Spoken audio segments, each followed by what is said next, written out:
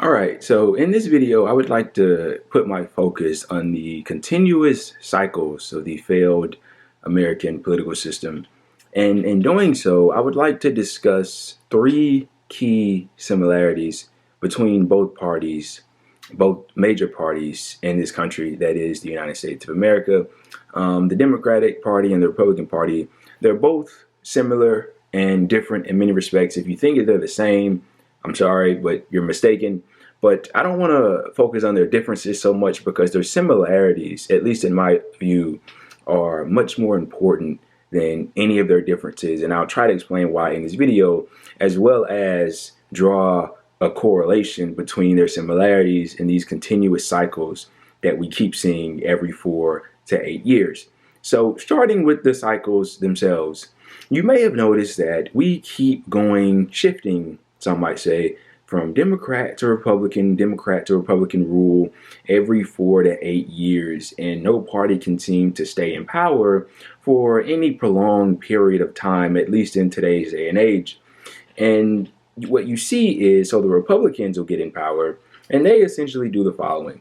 They'll cut taxes for the rich, they'll fuel the war machine, they'll deregulate the economy, they'll cause mass difficulty for the vast majority of Americans, and they'll do it so much until the Americans get fed up and they outright reject them in the next upcoming, whether it be a midterm or presidential election, and then they turn to the Democrats who do the following.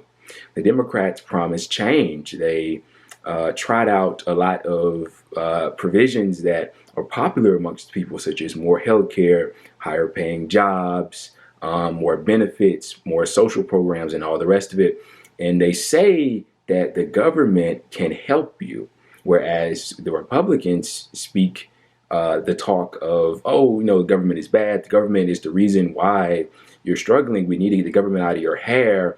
And of course, the Republicans would cut funding to the government, but the Democrats would come in and say, no, we're going to fund the government even more, and we're going to fund more social programs and provide things for you. And so it's a sound argument, and it sounds better than what they previously experienced. So the American people at large will grab towards the Democrats, and the Democrats would then overtake the Republicans in office. And the Democrats would essentially do the following. They won't deliver on any of the promises that they made.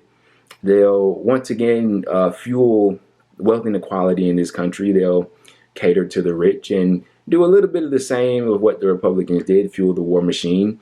And having seen them renege on so much of their policies, the people forget previously what the Republicans did, which was cause mass difficulty for them, and they turn back towards the Republicans. And then that cycle continues. And that's what we've been seeing. The starkest example is Obama came in after a terrible Republican president, somebody that deregulated the economy and brought us into another economic crash, right? Barack Obama was voted for because he promised change. He was lucky to serve for 8 years instead of 4, and he didn't bring that change that he promised, as a typical Democrat does, right? And then people got upset, and then the next presidential election, they rejected the Democratic candidate, that being Hillary Clinton, and they brought in Donald Trump, who was echoing the message of change. Now, he didn't deliver on any change. He did what a typical standard Republican would do in office, which is cut taxes for the rich, deregulate the economy, and bring us towards another crash. And then Joe Biden comes in once they reject Donald Trump because he caused so much difficulty. And Joe Biden's doing exactly what Barack Obama does, exactly what any establishment corporate Democrat will do. And now we're stuck in another cycle, and we're just waiting on the people, which it seems like they've already done, to get fed up with the current party in power, which is the Democrats. And the polls are showing us that in the next midterm and presidential election, we will most likely see a large Republican wave, and then the cycle just continues from there. Now, with all that being said, I would like to give 3 particular reasons, which are similarities between the two parties, that I think are the biggest contributors to the promotion of these ridiculous cycles that never seem to end. The first similarity is that both parties support this current system. And this similarity is extremely important because to understand why we have the problems that we do, you have to understand the kind of system that we have. Now, I won't divulge into any specifics, maybe in a different video that can take place, but just broadly speaking, the system that we have has a name. It's called capitalism. And in this system called capitalism, one of the most important things about it is it has these periodic crashes that occur rather frequently. Honest economists will tell you that these crashes occur every 4 to 7 years. To give you a brief example, there was a crash in the year 2000, there was a crash in the year 2008, and there was a crash in the year 2020. Right on time, on that time frame, in the first 20 years of this new century. And both parties support this system. They don't want to deviate from it. They don't want to add elements of other systems, as we see in many European countries that are still capitalist countries, still have the capitalist system in place, the order of capitalist production in place, but they've added different elements like a national healthcare service. They're unionized their people. The wealth inequality is much less a problem in these countries. Different things aren't what they are in those countries because they've decided to sort of adapt and lessen the harsh qualities of capitalism with tendencies from other systems. But the politicians here in this country don't want to do that at all. They're completely fine with capitalism and everything that it brings, even its negatives. And we can't move away from it. We can't do better from it. And that's the first similarity between the two parties. The second similarity is the following.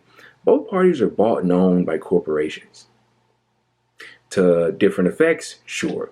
All of the Republican Party has been bought and owned, and the vast majority of the Democratic Party has been bought and owned. You can count on maybe one hand, the righteous individuals that exist within the Democratic Party. And with them being bought and owned by corporations, whether it be big pharma, the health insurance industries, the military industrial complex, the richest people of this country, the CEOs, the board of directors that sit on the top of these huge international companies, the big banks, the ones that are too big to fail. When they crash the economy, they instantly receive trillions of dollars in bailout money and give themselves bonuses. Those people, they've bought our government, and our government caters to them. And the lobbyists that sit on the boards of these different companies write half of the legislation that gets produced in Washington. It's absolutely horrid, it's obscene, and it's outright corruption. And both parties share that second similar characteristic. And the third one, and the one that I think is, of course, one of the most important, I'm not lining these up in any particular way to show their importance, but the third one ties into the second one, in that both parties, no matter which one is elected, whether it be Democratic or Republican, they will cater to the few and not to the majority.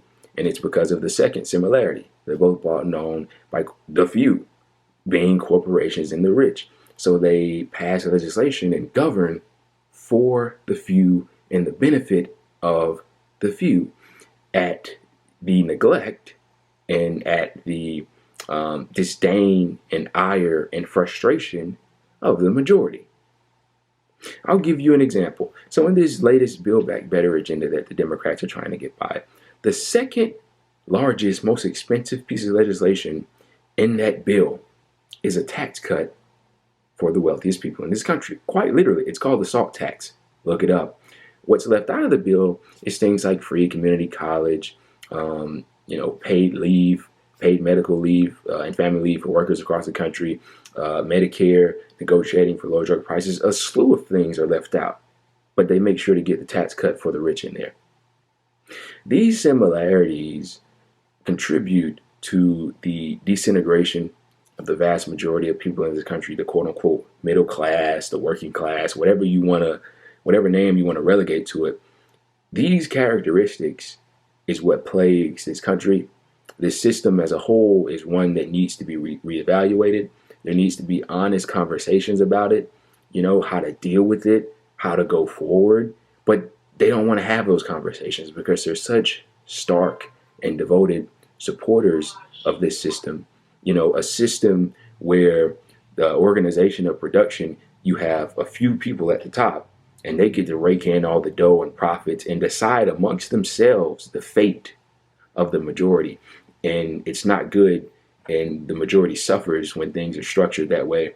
And there isn't an honest conversation being had. They don't even want to begin to have it. And until we decide to do that, until we decide to address the problems of getting money out of the system and changing the way things are being done in this country, specifically surrounding those three similarities that I brought up between both parties, we won't even begin to kind of ameliorate the pain and suffering of the majority of the people in this country. This is the equivalency, these never-ending cycles between these two corrupt political parties is kind of like kicking a can down the road.